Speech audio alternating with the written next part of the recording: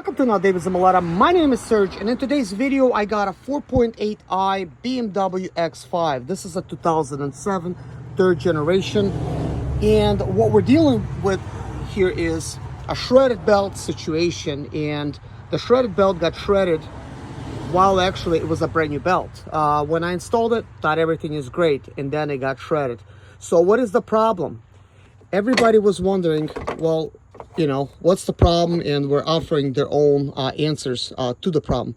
Now, I did end up picking up a brand new BMW tensioner pulley.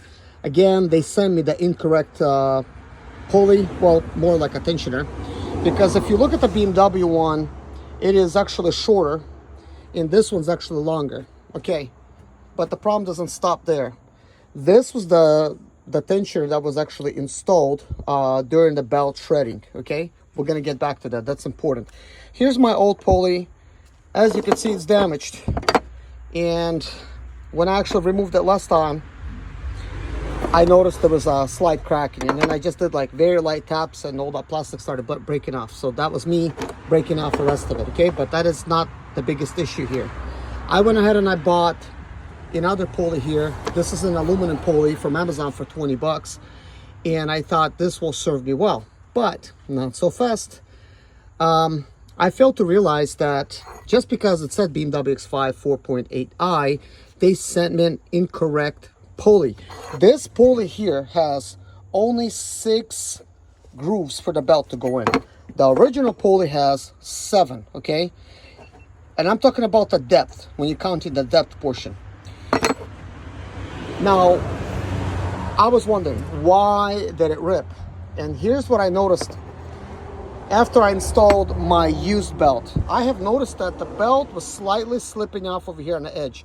So the water pump pulley is inside like that, slightly slipping off.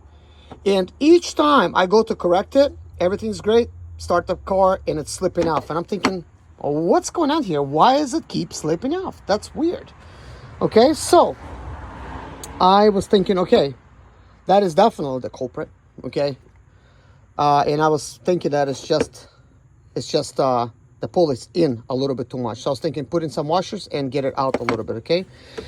But no, it's just a wrong number of grooves, so that's not happening. I need a whole new pulley. Well, when I actually was removing and installing the belt, I ran into some problems with this being stripped like it is.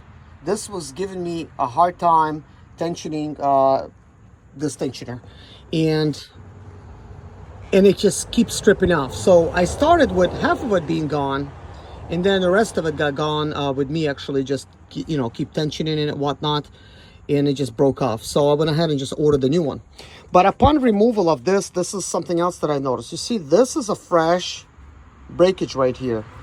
I did not find any fragments. There's no fragments on the ground. I just now removed it, and I don't know where that went.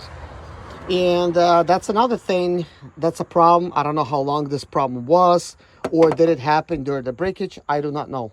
But one thing's for sure, I got wrong parts here, and this is a totally wrong part. So I got to actually take some pictures and send these parts back basically and get myself the proper stuff. But boy, stuff like that is something you got to watch out for. It's a good thing that I pulled this out to compare it to. So anyways, a lot of you guys were saying that the belt has broke possibly due to the AC locking up.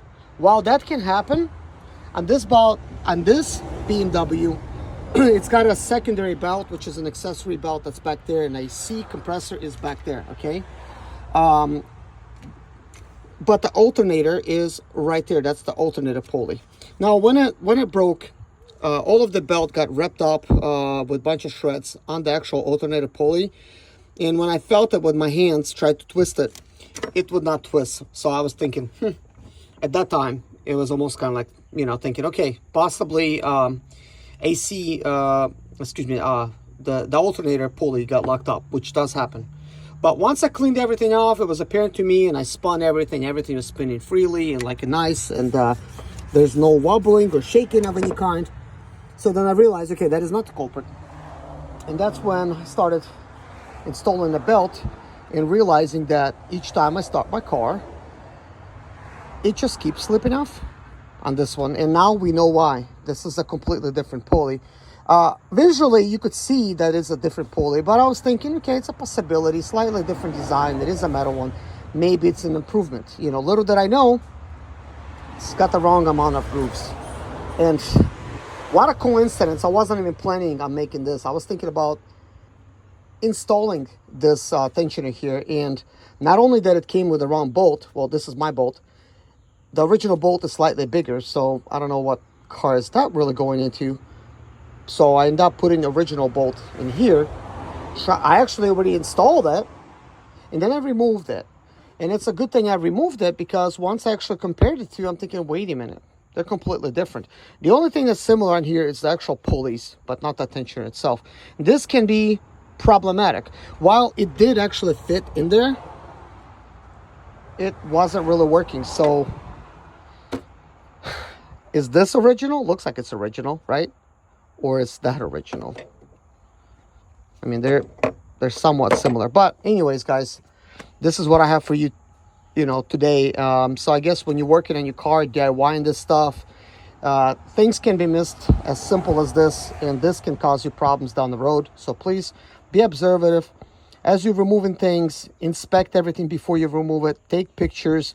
When you're removing pulleys and replacing them with brand new pulleys, plastic and then metal, which is a nicer pulley technically, count the number of grooves. Something as simple as that, right? Can save you a belt and save you a towing charge, which gladly, good thing I didn't pay for it, because I was actually able to add my used belt. But also tensioners, be observative, and if you got, compare the tensioners. If you got the wrong thing, yeah, don't install it. Go with the original. But here's the thing. On this channel, I try to save people money, and I try to basically do the best I can with sharing best tips I can with cars that I work on. And sometimes, well, on my cars, sometimes I end up experimenting with using cheap eBay parts. Cheap eBay parts usually means getting it from eBay, and usually it's a Chinese manufacturer, and these parts are like bottom dollar. So they save you money, but they could give you headaches because they're going to be slightly off. And here's like with this part, looks like a quality part. Euro parts came from Amazon, 20 bucks.